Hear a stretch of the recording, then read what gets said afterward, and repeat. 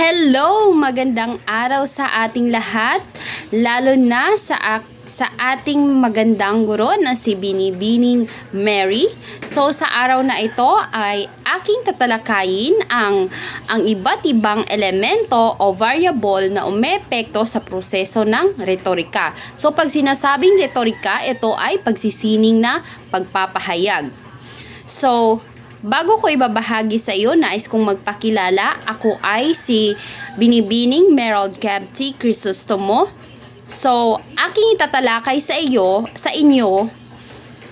ito ay ang mga elemento o variable na umepekto sa proseso ng retorika.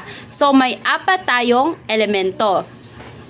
Base kay German et al. 1997, so ayun nga, may apat na pangunahing elemento o variable ang umeepekto sa proseso ng retorika. So, una ay ang speaker. Pangalawa naman ay ang mensahe. Pangatlo naman ay tagapakinig. At pang-apat naman ay konteksto. So, ang una kong ibabahagi sa inyo ay ang speaker. So, tatalakayin natin kung ano ang speaker. So, ang speaker ay ang pangunahing komunikador sa pinagyayaring sitwasyon ng komunikasyon. So, ibig sabihin nito, siya ang pinanggagalingan ng mensahe or ito ay tumutukoy sa isang tao na nagsasalita sa maraming tao or sa harapan ng maraming tao or sa harapan ng madaming madla. So, ano kaya ang tungkulin ng speaker? So, kung dito sa atin sa Pilipinas, for example, meron tayong speaker ng kapulungan na kinakatawan ng Pilipinas. Like for example nito ay yung mga SONA. So, for example, ang ating presidente ay siya ay isang speaker. So, siya ay nagtatalumpati or nagsasalita sa harapan ng madaming tao. So, yan yung halimbawa ng speaker. So, meron ding ibang halimbawa katulad ng yung mga tagapagsalita sa isang seminar. So, yun din yung halimbawa ng speaker or yung mga politiko, yung mga guro, 'di ba? Yung mga guro natin is nagsasalita sa harapan at tayo ay mga estudyante ay nakikinig lamang sa ating upuan. Kung ano yung mga naibabahagi ng ating guro. So, pwede din naman matuturing na isang speaker ang mang-aawit dahil ito ay nagbabahagi ng kanyang konteksto or talento sa pagkanta. So, ito ay maituturing speaker. Pangalawa naman ay ang mensahe. So, ano nga ba ang mensahe? Ito ay isang impormasyon o ideya na nais iparating ng isang tao o grupo ng mga mga tao sa iba. So, ito rin ay isang paraan tulad ng kilos o simbolo. So, itong mensahe, 'di ba? Yung speaker siya yung nagsasalita sa harapan. Ang mensahe, ito naman yung ginagamit ng speaker para ipahiwatig or ipaliwanag or magbigay impormasyon sa lahat ng tagapakinig. So, halimbawa, isang sulat ng pag-ibig, yan din ay isang halimbawa ng mensahe or isang anunsyo sa radyo. Katulad ng sa radyo, 'di ba, may nag-aanunsyo ng mga produkto or isang serbisyo. So, meron ding ibang halimbawa, isang talumpati ng isang politiko. So, yun na yung kanina na sinasabi ko sa speaker. So, isang halimbawa rin na isang talumpati ng isang politiko. Dahil sa nilalaman ng talumpati ng isang politiko, meron itong ideya, plano at pananaw sa bansa. So, ito ay nagsisilbing mensahe.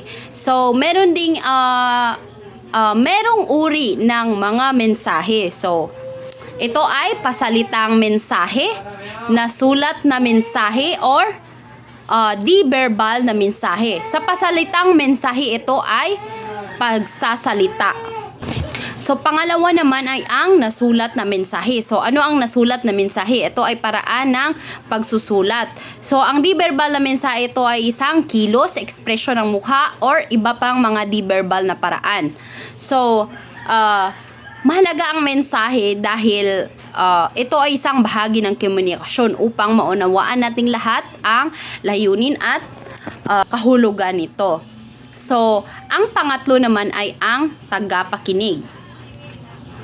So, ano nga ba ang tagapakinig? Ang mga tagapakinig o taga-interpreta ng mensahe, sila ay ang mga tao na binibigyan ng impormasyon o aliwan o inspirasyon ng speaker o tagapagsasalita.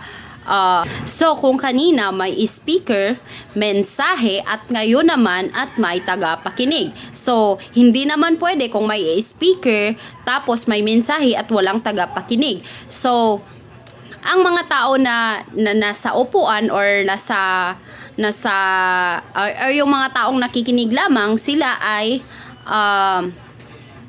mga tagapakinig. So, for example, isang kaklase. So, 'di ba sa klase natin may guro. So, siya yung nagsisibiling speaker. So, yung mga kaklase or mag-aaral, tayo ay tinatawag na tagapakinig. Dahil tayo ay kumukuha ng impormasyon sa sinasabi ng speaker. So, for example, or another na halimbawa is sa isang sermon or sa simbahan, 'di ba? Yung pare, siya ay nagsisilbing speaker or ang pastor. So, yung mga membro ng simbahan or nasa upuan lamang, sila ay nagsisilbing tagapakinig. So, ano nga ba ang kahalagahan ng tagapakinig? So, ang pakikinig sa mga tagapakinig ay mahalaga sa pagbibigay ng epektong mensahe dahil ang mahusay na speaker ay nakikinig sa kanyang tagapakinig upang ang kanilang upang maunawaan ang kanilang mga pangangailangan, interes at interaction. So, may sinasabi nga, a good speaker is a good listener. So, dapat pag tayo ay speaker yung sinasabi is dapat tayo ay laging makikinig dahil sa pakikinig natin sa iba't ibang tao or sa iba't ibang bagay na matutunan natin. So, may mga mahalagang impormasyon tayong matutunan or makukuha sa isang speaker. So, it is very important to yung makinig talaga. So, ang pang-apat ay konteksto. So, ito ay ibabahagi ng ating kaklase na si Binibining Sunshine Lauronilla.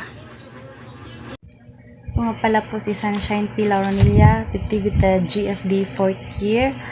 Akin po ang ipapaliwanag kung ano po ang ibig sabihin ng konteksto.